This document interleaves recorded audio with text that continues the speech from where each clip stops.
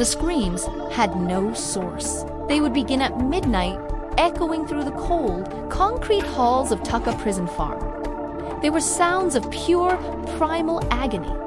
Yet there were no beatings, no sounds of a struggle, just the screaming, and then a terrifying, absolute silence. The new inmate, a quiet, intellectual man named Will, lay on his cot, his blood cold with a fear he didn't understand. The other inmates wouldn't talk about it, their faces pale masks of remembered terror. An old one-eyed prisoner they called Jonah, a man who had survived Tucker for 20 years, finally broke the silence. "It's the telephone, son," Jonah whispered, his voice a dry, rattling wheeze. "The warden likes to make his calls after midnight." Will was confused. There were no telephones in the cells. He was about to learn that the most feared weapon in this prison wasn't a guard's baton, but a ghost in the machine. It was a punishment that left no marks, broke no bones, and shattered the soul. Tucker Prison Farm in the 1960s was a brutal institution where the modern world's rules didn't apply. It was run by Warden Big Ben Williams, a man who believed that the only path to rehabilitation was through absolute, terrifying pain. But Williams was smart. He knew that physical evidence of brutality could be investigated, so he and the prison doctor had perfected an invisible, untraceable system of punishment. It was nicknamed the Tucker telephone. The device itself was deceptively simple. An old hand-cranked telephone, its wires modified. One wire was wrapped around the inmate's big toe. The other was attached to their most sensitive areas. When the crank was turned, it sent a powerful, searing electrical current through the body. It was a torment that overloaded the nervous system, creating a pain so immense it bypassed reason. But it left no bruises or broken bones. The only evidence was the scream. Will, a former electrician, imprisoned on a false charge, listened to the nightly screams with a growing analytical rage. He saw the men who returned from a phone call. They were ghosts. Their eyes were vacant, their hands trembled, their spirits shattered. They would obey any order, sign any confession. The fear of the telephone was a more powerful warden than any man. Will knew he couldn't fight the guards with force. He was one man against a corrupt system. He had to fight the machine itself. "You can't fight a ghost, son," Jonah warned him. "That machine, it's the devil's own work. Every machine has a circuit." "Jonah," Will replied, his voice low and steady, "and every circuit has a flaw."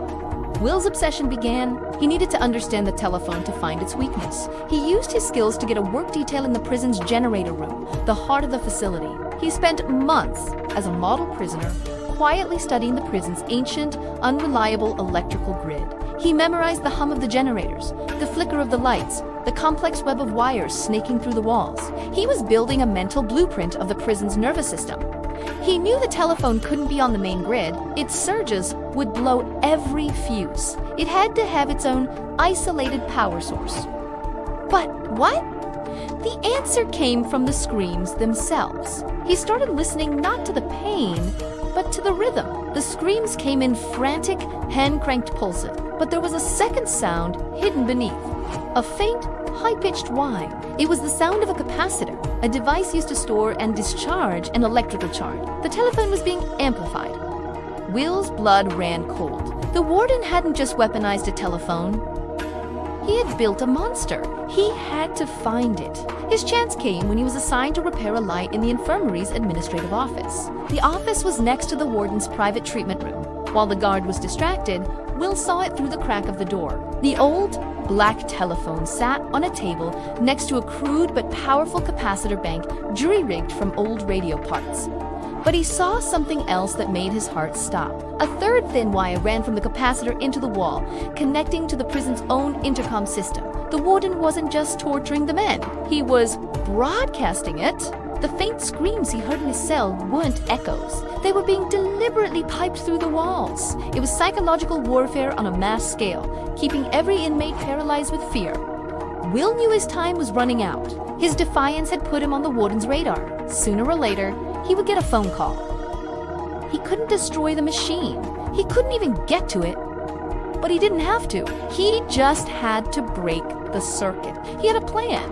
A desperate, brilliant gambit that relied on his deep understanding of electricity. The prison's electrical system was old and poorly grounded. A major power surge could cause a feedback loop. He needed to create a surge so massive it would overload every wire in the block, including the telephone's hidden connection. He began to gather his materials in secret.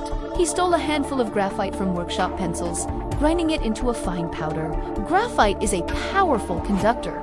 He stole a small length of copper wire from an old radio. His final component was a single, precious light bulb from his own cell. He spent a week carefully modifying the light bulb, packing the base with the conductive graphite powder. He had created a crude but powerful electrical bomb. The night he chose was the night of a powerful thunderstorm when the prison's old generators would struggle. At midnight, as the storm raged outside, the screams began right on schedule. The faint, terrifying sound crackled through the intercom speaker in his cell.